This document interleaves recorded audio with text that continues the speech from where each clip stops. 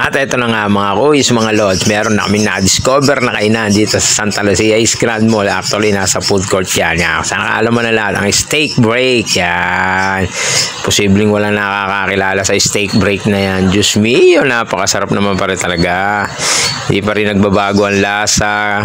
Talagang mainit pagka sinerve mo. Bale, sizzling plate nga eh, no? Kaya nga sinabing sizzling plate eh. Kailangan talaga yan umuusok-usok, kumukulo-kulo, di ba? Actually, napakain kami ni Boss Ol dyan. Shoutout sa'yo, Boss Jolo. Thank you so much sa libre mo. Actually, libre na naman ako ni Boss Jolo. Ang mag-alala, pare, pag sahod ko sa page, ako naman lilibre sa'yo. Pang malakasan ang ililibre ko sa'yo. Lagi ako nililibre ni Boss Jolo dyan. Eh. Ako napakahirap niya subuin agad. Kaya kailangan mo talagang hipan-hipanin. Medyo may error lang talaga yung spoon and fork nila. Kasi parang hindi tugma yung plastic na spoon and fork dyan sa sizzling plate na yan. Actually, yung tinidor nga medyo bumabali-bali ko. Kasi nga siguro nga mainit yung plato.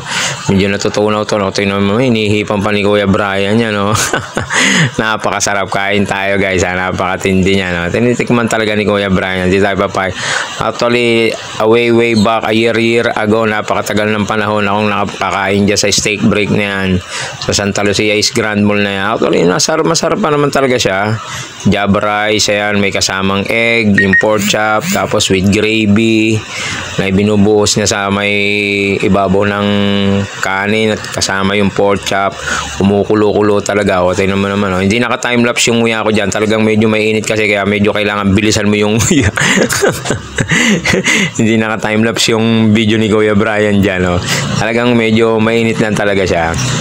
Napakasarap, mainit na mainit with sabaw at meron pang extra gravy yan, binubuhos pa ni Kuya Brian. Napakasarap naman guys. So don't worry guys ha, hindi ako nangangako, basta sumahod tayo sa EB, ililibre ko kayo dyan sa steak break na yan.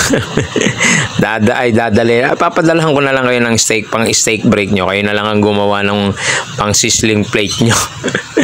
Ayan o, ba, napapangiti pa talaga si Kuya Brian o, diba? Sabi ni Kuya Brian, masarap. Ayan o, malasa naman kasi talaga siya, diba? O, kahit yun mo, nakakailang subo na ako, ihip pa rin ako ng ihip. Napakainit niya kasi o.